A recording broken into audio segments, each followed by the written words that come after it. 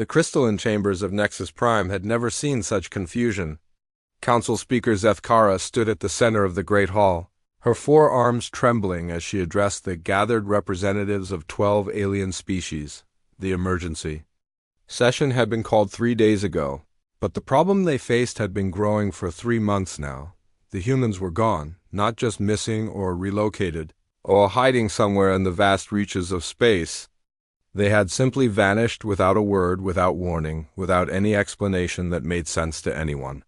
Every human colony across 1,000 light-years of territory had gone dark on the same day.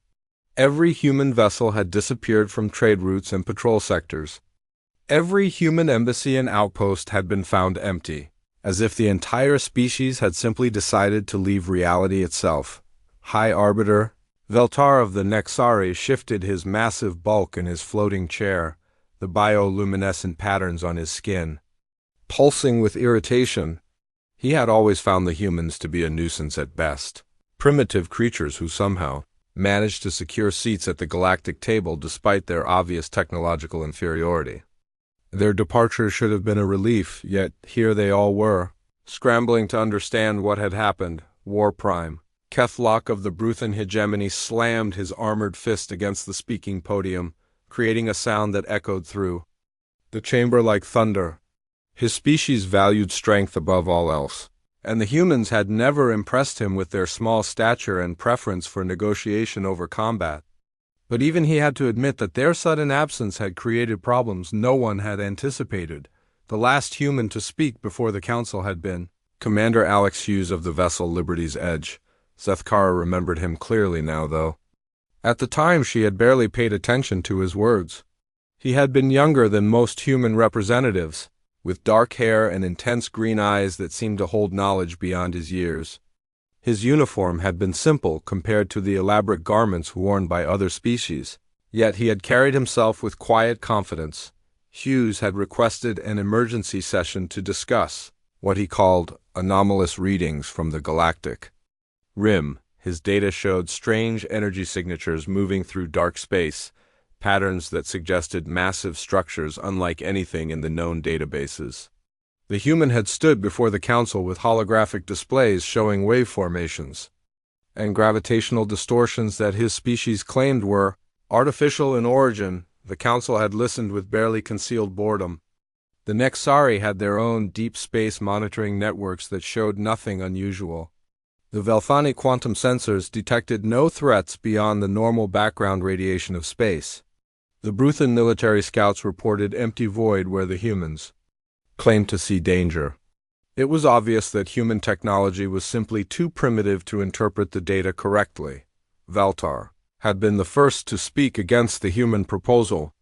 His words had been calm but dismissive, explaining that the Nexari had been monitoring space for longer than humans had existed as a species. If there was a threat, their superior sensors would have detected it long before human instruments could even register background noise. The other council members had nodded in agreement, some barely managing to hide their amusement at human presumption. Kethlock had been less diplomatic in his response. He had questioned why the council should waste time on the fears of a species that had never proven itself in real combat. Humans talked about threats and dangers, but when had they ever faced a true enemy?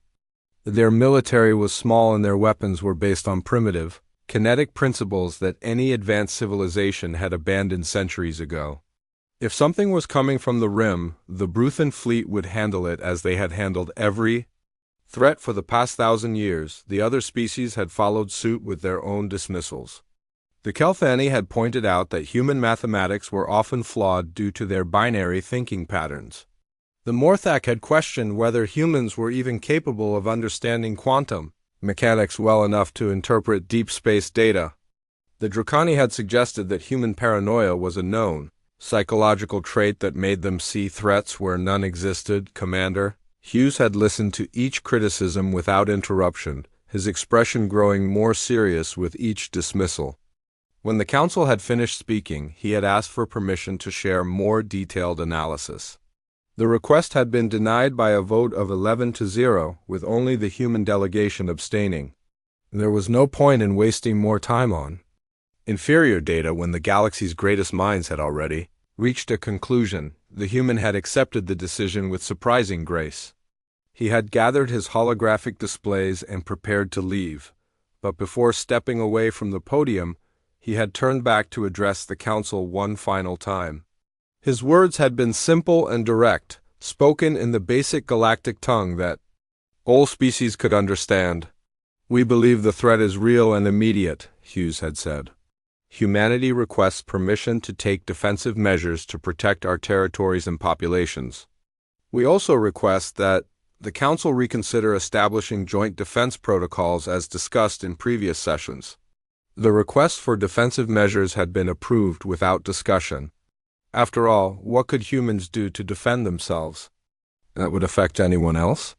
Their weapons were primitive, their ships were slow, and their tactics were based on ancient concepts that modern warfare had made obsolete.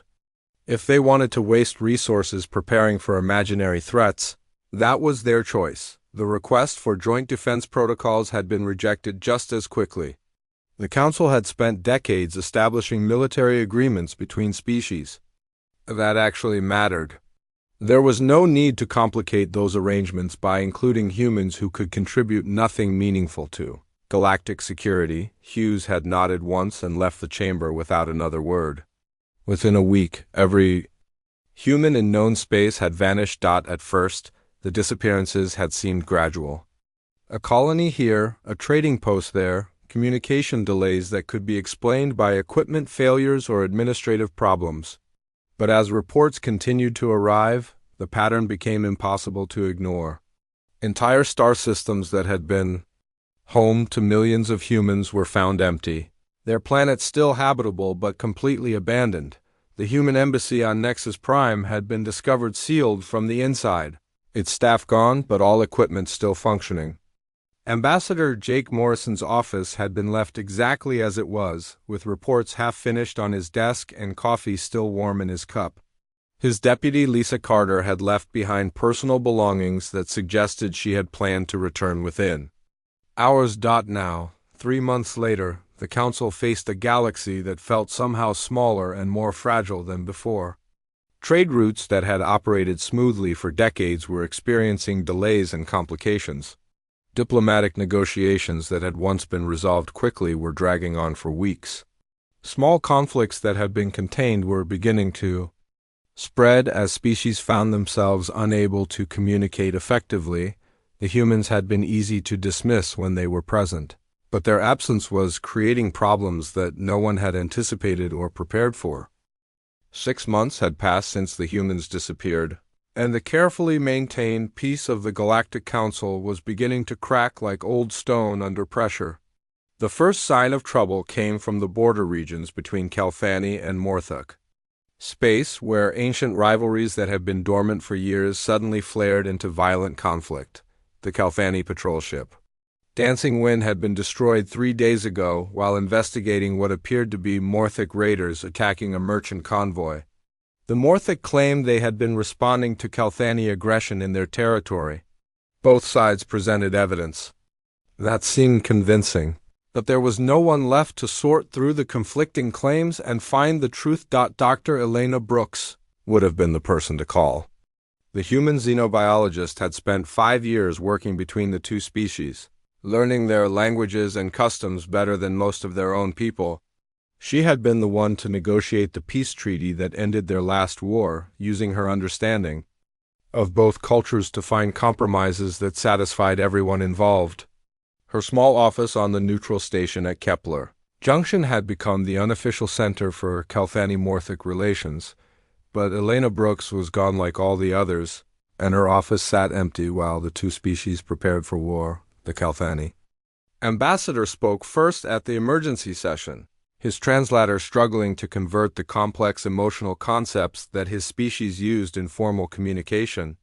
Without Elena's expertise in their psychological patterns, much of what he said was lost in translation.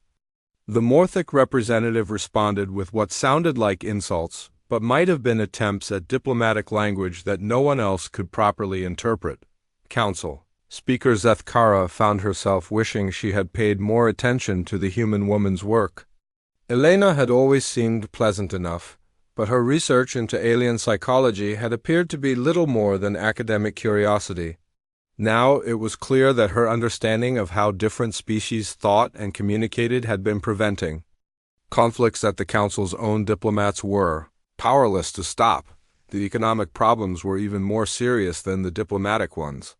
Supply Coordinator Ryan Bell had been a quiet man who rarely spoke during Council sessions, but his absence was creating chaos throughout the galaxy's trade networks.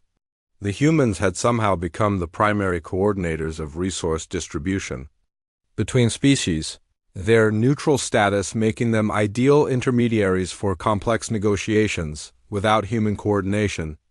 The simple task of moving grain from Nexari agricultural worlds to Dracani industrial centers had become a nightmare of competing claims and conflicting regulations.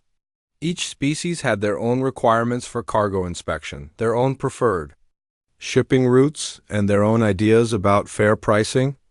The humans had maintained databases that tracked all these preferences and created shipping schedules that satisfied everyone. High Arbiter Veltar had tried to take over the coordination himself, but his people's mathematical approach to logistics clashed with the more intuitive methods used by other species.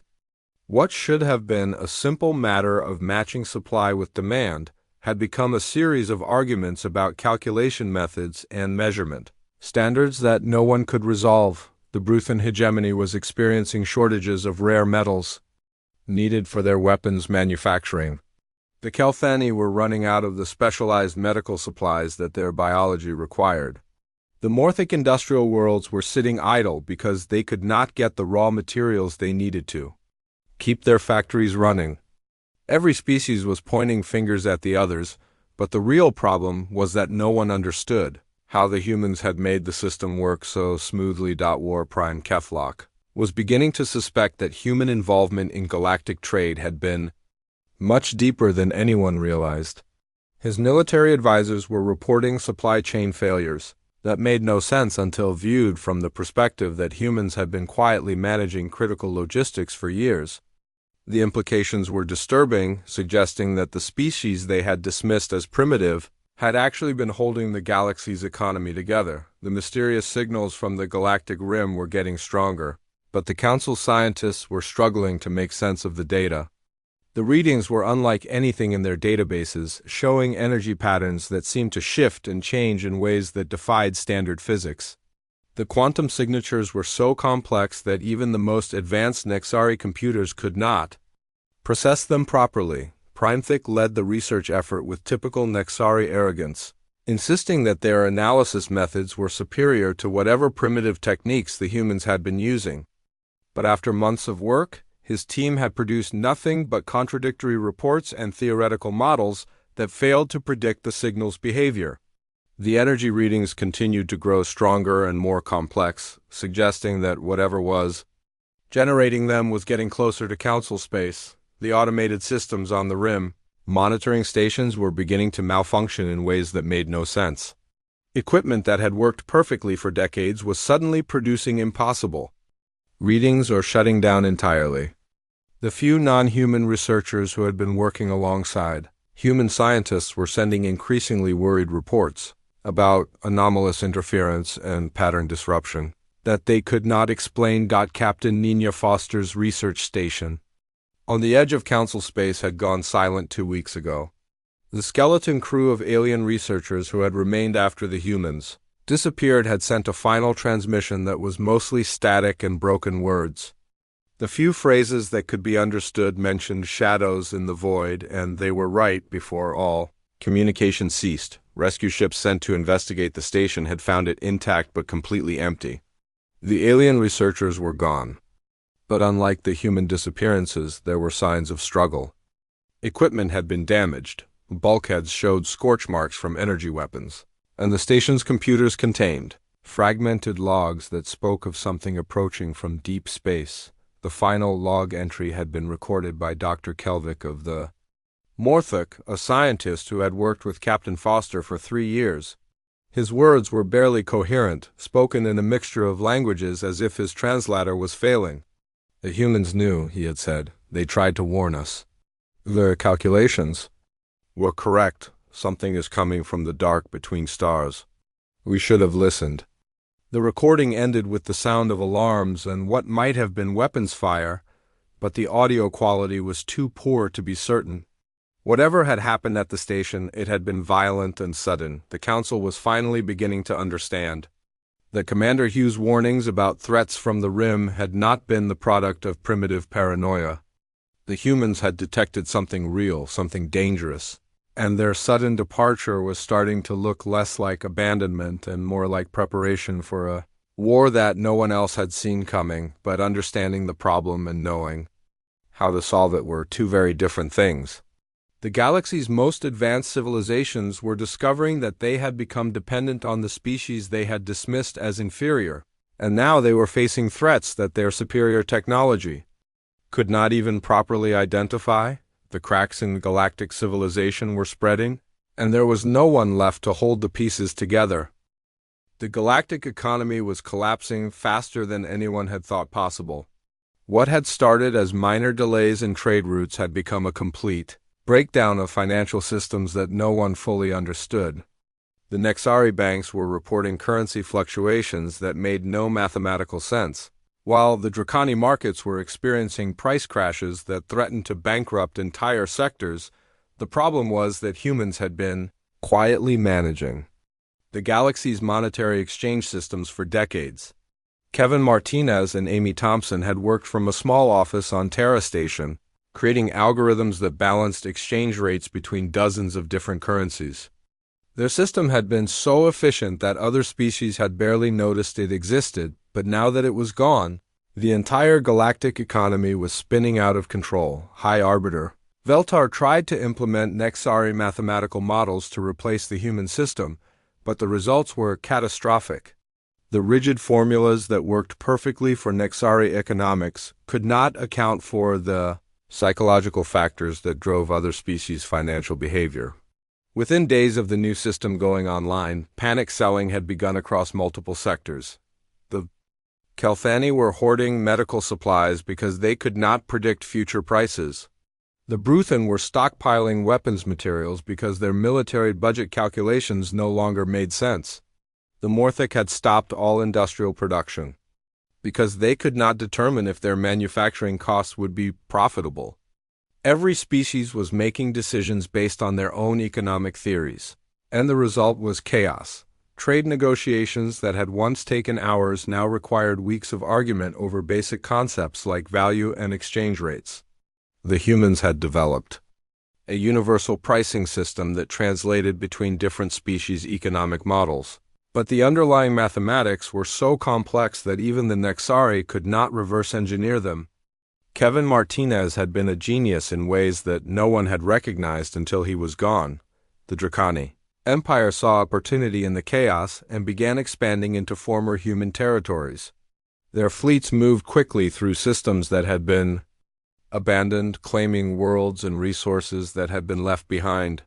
Emperor Thacalon believed that human space was empty and defenseless, ready to be absorbed into his growing empire. The first Dracani colony ships arrived at the former human world of New Boston, expecting to find empty cities and abandoned infrastructure. Instead, they encountered something that should have been impossible. The planetary defense systems were still active and fully operational, but there were no crews manning them. Automated weapons platforms engaged the Dracani fleet with precision that surpassed anything their military had ever seen. The attack was devastating. The Dracani lost 3 heavy cruisers and a dozen support vessels in the first wave of defensive fire. The automated systems seemed to predict their movements, firing at targets before they had even changed course. The few ships that survived reported that the human defenses were using tactics that no one had ever seen before, combining strategies from multiple species in ways that should have been impossible. Similar encounters were happening throughout former human space. The Bruthan sent a task force to investigate the mining stations in the Kepler system and found them, protected by automated fleets that fought with terrifying efficiency. The Nexari tried to claim the research facilities on Proxima 7 and discovered that human computers were still running defense protocols that their most advanced hackers could not penetrate. These ghost fleets were becoming a legend among the military forces of the Council species. Ships that moved without crews, weapons that fired without operators, and defense systems that seemed to think several steps ahead of any attack. The technology was clearly human in origin, but it was operating at levels that no one had imagined humans were capable of achieving. Admiral Beth Johnson had been the human officer responsible for developing these defense systems, but the Council had never paid attention to her work. She had presented papers on automated warfare and strategic AI that had been dismissed as theoretical nonsense. The prevailing wisdom was that no computer could replace the intuition and creativity of a living commander, but the ghost fleets were proving that assumption wrong. The RIM signals were becoming impossible to ignore. Long-range sensors across the galaxy were detecting massive energy signatures moving through dark space, structures so large that they defied comprehension. The readings showed objects that were thousands of kilometers long, moving in coordinated formations that suggested intelligence behind their movement. Primethick's research team had finally admitted that their analysis methods were inadequate. The energy patterns were too complex for standard quantum computers to process, and the mathematical models they were using kept producing results that violated known physics. The signals were growing stronger every day, and the formations were definitely moving toward Council space. The first visual confirmation came from a deep space monitoring station on the edge of Nexari territory. The automated telescopes captured images of structures that looked like vast mechanical cities floating in the void between stars. The objects were dark and angular, covered in what appeared to be weapon emplacements and sensor arrays. They moved with purpose, following trajectories that would bring them into contact with inhabited systems within months. The images were shared with the Council in an emergency session that left everyone speechless. The structures were clearly artificial, but they were built on a scale that made even the largest space stations look like toys. The technology was completely unknown, showing design principles that no species in the galaxy had ever developed. War Prime Kethlock tried to organize a military response, but the logistics were impossible. The Bruthan fleet was scattered across their territory, dealing with internal conflicts. The Dracani were fighting their own ghost fleet encounters. The Nexari ships were too slow to reach intercept positions in time. Every species was dealing with their own crisis, and there was no coordination between their military forces. The Council was finally beginning to understand the scope of the disaster they were facing. The humans had been tracking these objects for months, possibly years, and their warnings had been ignored. Their sudden departure was starting to look like the beginning of a planned response to a threat that no one else had taken seriously. But the most disturbing realization was that the human defense systems were still protecting empty worlds with technology that surpassed anything the Council could produce. If humans had been hiding capabilities this advanced, what else had they been keeping secret? And if they had left to fight this threat, why had they not asked for help? The answer to that question was becoming clear as the galaxy continued to fall apart. The Council had made it obvious that they considered humans to be inferior and unworthy of respect. When the greatest threat in galactic history had appeared, humanity had chosen to face it alone rather than trust their survival to species that had dismissed them as primitive. The galaxy was about to discover the true cost of their arrogance. The first Devourer scout ships reached the outer rim of Council space 3 days after the emergency session ended. The ancient machines that had consumed countless civilizations across the cosmos moved with terrible purpose, their dark hulls absorbing sensor beams and deflecting weapons fire with ease. The Council's most advanced fleets were about to face an enemy that had been perfecting the art of extinction for millions of years. War Prime Kethlock led the initial response with typical Bruthan confidence. His battle group consisted of 12 heavy cruisers and 40 support vessels, all equipped with the latest plasma cannon technology and quantum shielding systems. The Bruthan had never lost a major engagement in their 1,000-year history, and Kethlock was certain that honor and superior firepower would carry the day. The battle lasted exactly 17 minutes. The Devourer scouts adapted to every weapon. The Bruthen fired, their hull plating shifting and changing to absorb plasma energy and redirect quantum bursts back at their attackers.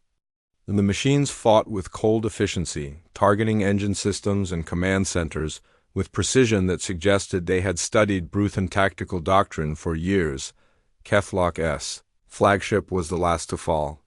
The War Prime sent a final transmission to the Council as his ship's hull began to buckle under concentrated fire. His voice was filled with disbelief and something that might have been fear. "They learn from every shot we fire," he said. "Our weapons are useless. The humans were right about everything." The transmission ended with the sound of explosive decompression, and the greatest warrior in Bruthen history was gone. The species that had built their entire culture around military strength had been crushed by an enemy that felt nothing and learned everything. The Nexari fared no better when their turn came. High Arbiter Veltar had assembled a fleet of science vessels, equipped with experimental weapons designed to disrupt quantum coherence. The Nexari approach to warfare was methodical and precise, based on mathematical models that had proven successful against every known threat. The Devourers adapted to the quantum disruptors within minutes, their hull material restructuring itself to maintain coherence even under direct attack. Worse, the machines began using the Nexari's own mathematical precision against them, predicting their tactical decisions and positioning themselves to take advantage of the rigid formations that Nexari doctrine required. The battle was a systematic destruction of everything the Nexari had believed about technological superiority. Their most advanced computers were out-hot by machine intelligence that operated on principles they could not understand. Their weapons were analyzed and countered before they could be effectively deployed. Their tactical formations were turned into death traps by an enemy that could predict their every move. Veltar barely escaped with his life, his command ship limping back to Nexari space with most of its crew dead and its systems failing. His final report to the Council was a single sentence repeated over and over: "We do not understand what we are fighting." The other species suffered similar defeats as the Devourer advance continued. The Kelthani lost their entire border patrol fleet when their bioships proved vulnerable to weapons that targeted organic neural networks. The Morphic industrial worlds were overrun by machines that could convert their own manufacturing facilities into weapons production centers. The Draconi Empire's expansion plans were forgotten as their fleets were systematically destroyed by an enemy that seemed to know their tactics better than they did. The Council was forced to face a terrible truth about their military capabilities. Every species had developed their weapons and tactics to fight other organic life forms, but the Devourers were something else entirely.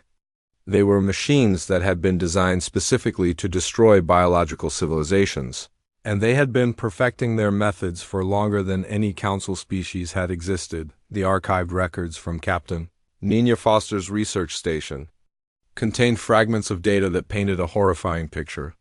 The Devourers had consumed entire galaxies, leaving behind only empty space and the wreckage of civilizations that had once believed themselves to be advanced. They moved through the cosmos like a plague, adapting to every defense and learning from every victory, but the most disturbing discovery was that human technology had been designed specifically to counter these machines. The kinetic weapons that other species had dismissed as primitive were actually the most effective tools for fighting an enemy that could adapt to energy-based attacks.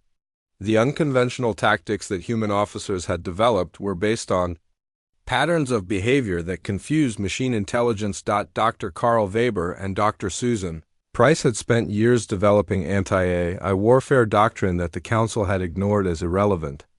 Their research into machine psychology and adaptive systems had produced strategies that could have saved thousands of lives, but no one had bothered to study their work seriously. The papers were still in the Council archives, gathering digital dust while the galaxy burned. The ghost fleets that protected former human territories were proving to be the only effective defense against the Devourer advance. These automated systems fought with tactics that seemed to anticipate every machine Adaptation, using weapons and strategies that no one had seen before. The technology was clearly human in origin, but it operated at levels that suggested humanity had been preparing for this war for decades. Attempts to contact the human fleet through quantum communication arrays had been failures. The only response came from automated systems that delivered the same message in the calm voice of Communications Officer Greg Torres. Council assets are not authorized for current operational parameters. Please contact your local human liaison for assistance. The message was maddeningly polite and completely unhelpful. There were no human liaisons left to contact, and the automated systems refused to provide any information about human locations or intentions. The species that had once dismissed humans as primitive were now desperately trying to reach them for help. The Council was learning too late that the humans they had ignored and dismissed had been the galaxy's best hope for survival. The ghost fleets continued their holding action at the edges of Council space, buying time that no one knew how to use. The real human fleet was somewhere in the darkness between stars, fighting a war that the Council had refused to acknowledge until it was almost too late. The RIM signals were growing stronger every day, and long-range sensors were detecting massive energy discharges from the galactic core. Something was happening in the deep reaches of space, battles on a scale that dwarfed anything the Council had ever imagined. The humans were out there somewhere, fighting for the survival of every living thing in the galaxy, and they were doing it alone because the Council had made it clear that their help was not wanted. The greatest military minds in galactic history were finally beginning to understand that they had been outclassed by a species they had considered inferior. The humans had seen the threat coming, prepared for it, and departed to face it while the Council was still debating whether the danger was real. Now, all they could do was wait and hope that humanity would prove to be as capable in war as they had been in peace. The deep space monitoring stations detected it first, massive energy signatures erupting from the galactic core like nothing anyone had ever recorded. The quantum disturbances were so powerful that they interfered with communication systems across half the galaxy, creating static bursts that carried the echoes of weapons firing on an unimaginable scale. Whatever was happening in the deep reaches of space was a battle between forces that dwarfed every military engagement in recorded history. Council Speaker Zethkara stood before the emergency assembly with data readouts that made no sense according to known physics. The energy readings showed fleet movements involving thousands of vessels, each one larger than anything in the Council's combined navies. The gravitational distortions suggested weapons that could tear holes in space itself, while the quantum signatures indicated technology that operated beyond the theoretical limits of what any species had achieved. The most disturbing discovery was that these massive fleets were moving in coordinated patterns that suggested a single command structure. Someone was directing this titanic battle with precision that required communication systems and tactical coordination beyond anything the Council possessed. The scope of the engagement was so vast that it could only be detected from thousands of light years away, yet every movement showed careful planning and strategic thinking. High Arbiter Veltar had spent days analyzing the data with the surviving members of his science team, trying to understand what they were seeing. The quantum signatures were unlike anything in the Nexari databases, but there were familiar elements buried in the readings. Energy patterns that resembled human plasma technology, but amplified beyond what should have been possible. Gravitational distortions that matched theoretical models for human gravity manipulation experiments, but operating at levels that violated known physics. The truth was becoming clear in ways that made the Council's previous assumptions look foolish. The human fleet that had vanished months ago was not just larger than anyone had suspected. It was operating technology that made every other species look primitive by comparison. The humans had not departed because they were weak or afraid. They had left to fight a war that no one else was capable of understanding. Dr. Peter Clark and Dr. Maria Santos had been publishing research papers for years about theoretical weapons that could manipulate spacetime itself. The Council's scientists had dismissed their work as impossible fantasy, mathematical exercises that had no practical application. But the energy readings from the galactic core suggested that humans had turned those theoretical impossibilities into working weapon systems. The intercepted communications that began filtering through the quantum static were even more revealing. Brief transmissions in human languages, tactical reports that spoke of temporal displacement charges and quantum entanglement torpedoes, and reality anchor systems that sounded like science fiction but were apparently real weapons being used in active combat. The humans had been developing warfare technology that operated on principles the Council had never even considered. Admiral Jack Riley's voice came through one of the clearest transmissions, coordinating what he called dimensional fleet movements with calm efficiency. His tactical reports described battles against machine intelligences that spanned multiple star systems, using weapons that could strike targets across vast distances by manipulating the fabric of space itself. The scale of the engagement was so enormous that individual battles involved more firepower than the Council's entire military possessed. The human fleet was revealed to be thousands of vessels strong, each one equipped with technology that made the Council's most advanced ships look like primitive toys. But more than that, the humans had been preparing for this war for decades. Every colony that had vanished during the Exodus had actually been converted into a hidden weapons platform. Every merchant vessel that had seemed harmless had been a disguised warship. The entire human presence in Council space had been an elaborate intelligence operation designed to gather information about the coming threat. Admiral Kate Morrison's strategic reports painted a picture of preparation that was staggering in its scope and complexity. The humans had been secretly building the most sophisticated war machine in galactic history, while maintaining the appearance of technological inferiority. Their primitive weapons had been carefully designed to appear harmless, while actually being the most effective tools for fighting adaptive machine intelligence, the quantum entanglement networks that humans had been quietly installing throughout Council space were revealed to be part of a galaxy-spanning early warning system.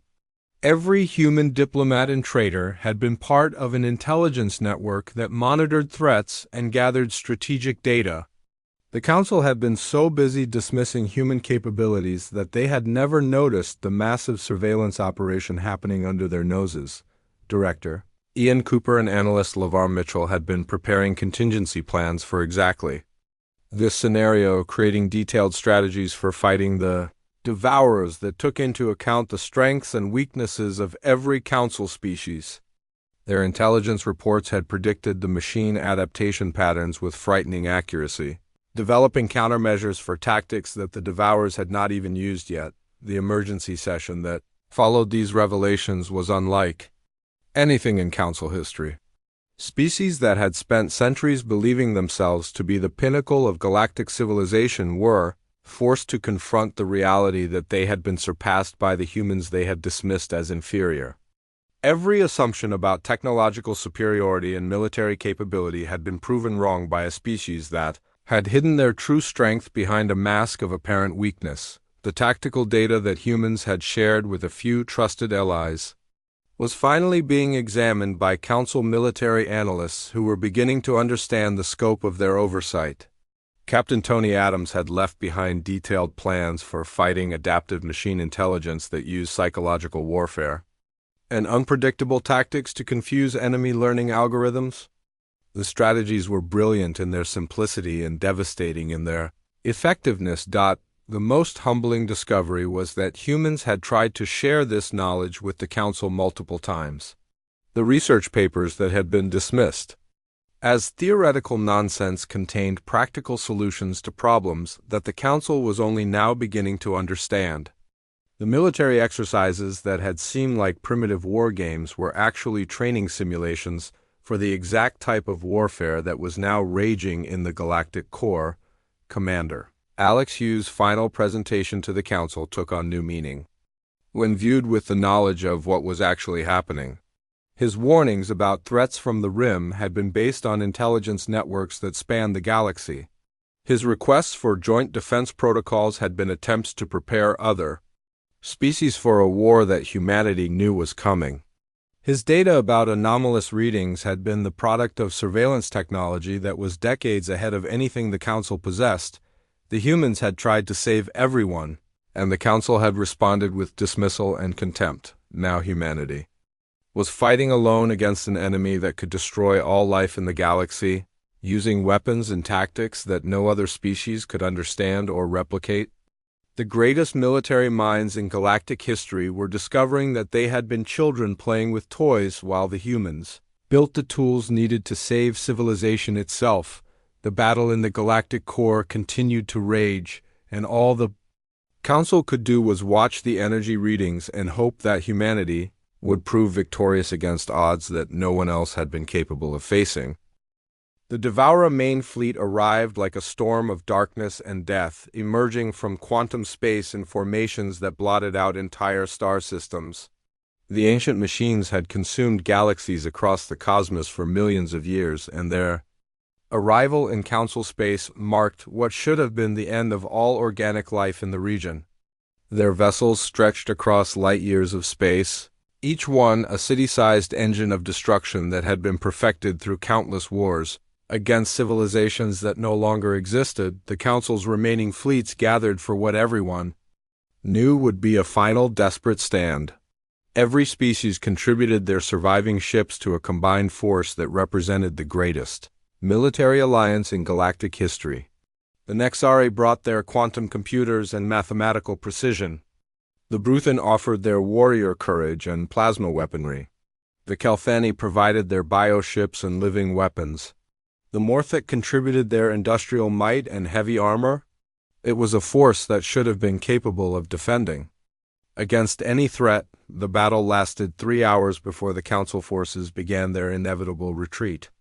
The Devourers adapted to every weapon and tactic faster than organic minds could think, turning the galaxy's most advanced military technology into useless scrap metal. Ships that had taken decades to build were destroyed in minutes by machines that learned from every shot fired and every strategy attempted. The combined wisdom of a dozen species proved helpless against an enemy that had been perfecting the art of extinction since before their civilizations existed. Admiral Julie Davis watched the slaughter from her hidden position in quantum space, her heart breaking as she saw the destruction of fleets that represented thousands of years of progress and achievement. The human admiral had been monitoring the battle through sensors that the Council did not know existed, waiting for the right moment to reveal humanity's true strength. Her orders were clear: wait until the Devourers committed their full force, then strike with everything humanity had built. The signal came from Admiral Jack Riley, transmitted through quantum entanglement networks that spanned the galaxy. The simple message triggered a response that had been years in the making. As human fleets that had been hidden in dimensional pockets and temporal shelters began emerging into normal space, the vessels that appeared were unlike anything the Council had ever seen. Sleek and deadly ships that moved with impossible grace through the chaos of battle. The human attack began with weapons that defied understanding. Reality anchor systems locked entire sections of space into fixed patterns that prevented the Devourers from adapting their defensive systems. Temporal displacement charges created pockets of accelerated time that aged machine components into uselessness in seconds. Quantum entanglement torpedoes struck targets across vast distances by bypassing normal space entirely. Captain Tony Adams led the assault on the Devourer command nexus, his ship Dancing Star diving through formations of enemy vessels that tried desperately to target something that seemed to exist in multiple dimensions simultaneously. The human weapons were not just advanced, they were operating on principles that made conventional physics look primitive. The machines that had adapted to every previous threat found themselves facing attacks that their learning algorithms could not process. The battle revealed the true scope of human preparation. Every colony that had vanished during the Exodus reappeared as a weapons platform, emerging from temporal shelters with arsenals that had been building for decades. Every merchant vessel shed its disguise to reveal warships equipped with reality-warping technology. The entire human civilian population had been part of the largest military Deception in galactic history. The Devourers found themselves fighting an enemy that used their own adaptive capabilities against them. Human weapons deliberately fed false information to machine learning systems, causing the ancient vessels to adapt in ways that made them more vulnerable to subsequent attacks. The psychological warfare that Captain Adams had pioneered was designed specifically to confuse artificial intelligence. Using patterns of behavior that no machine could predict or counter, the tide of battle turned as human fleets began systematically dismantling Devourer formations that had seemed invincible minutes before. The machines that had consumed countless civilizations were being destroyed by weapons that operated on quantum mechanics principles they could not understand. Their hull plating could not adapt to attacks that came from multiple dimensions. Their tactical computers could not process strategies that deliberately violated logical thinking patterns. Admiral Kate Morrison coordinated the final phase of the assault with precision that made the Council's greatest military minds look like amateurs. Her battle plan involved simultaneous attacks across 17 star systems, using temporal manipulation to ensure that every strike happened at exactly the same moment regardless of distance. The Devourer fleet found itself under attack from weapons that seemed to exist outside of time itself. The command nexus that Captain Adams attacked was revealed to be a massive artificial intelligence that had been directing the Devourer fleets. For millions of years, the machine mind was ancient and powerful, but it had never encountered weapons that could manipulate the quantum foundations of reality. Human temporal charges created paradoxes that forced the AI to experience multiple timelines simultaneously, overloading processing systems that had been designed to be perfect. The explosion that marked the destruction of the Devourer command nexus was visible from 1,000 light-years away. The quantum detonation created a cascade effect that shut down machine fleets throughout the galaxy, leaving behind empty hulks that drifted through space like monuments to their own failure. The ancient threat that had consumed galaxies was finally ended by a species that had been dismissed as primitive. The aftermath left the galaxy forever changed. Human fleets slowly emerged from their hidden positions, revealing the true extent of their technological advancement. The vessels that had seemed to vanish months ago reappeared at colony worlds that materialized from temporal shelters, bringing millions of humans back to a galaxy that had learned to appreciate their worth. Ambassador Jake Morrison returned to the council chambers not as a petitioner seeking acceptance, but as the representative of the species that had saved galactic civilization. His words were measured but firm as he addressed the assembled representatives who had once dismissed his people as inferior. The humans would help rebuild what the war had destroyed, but the old attitudes of superiority and dismissal had to end. The council that had once laughed at human warnings now listened with respect that bordered on awe.